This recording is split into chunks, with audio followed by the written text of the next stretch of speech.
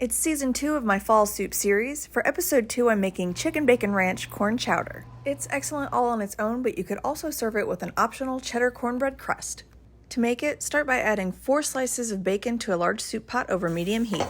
Let it cook till both sides are crispy, then transfer the bacon to a paper towel-lined plate to drain the grease. Add 1 small chopped yellow onion. Let it cook for 5 minutes, stirring occasionally. Add a 1/3 cup of flour and 2 minced garlic cloves. Let it cook for 2 minutes, stirring often. Add 4 cups of chicken broth, a half a cup at a time, stirring after each addition. Stir it until the mixture is smooth and there are no lumps of flour remaining. Once all the liquid has been added, use the spoon to scrape up any brown bits from the bottom of the pot. Add 6 tablespoons of ranch seasoning, then stir it into the soup. Add 3 cups of fresh or frozen corn kernels, and 1 large russet potato that's been peeled and chopped. Stir it together and increase the heat to bring the liquid to a simmer.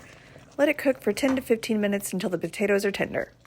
Remove 2 cups of the soup and blend it together either using a regular blender or an immersion blender. Add the puree back to the soup pot, along with 2 cups of pulled rotisserie chicken and 1 cup of half and half. Stir it together and let it heat up for about 5 minutes until the chicken is warmed through.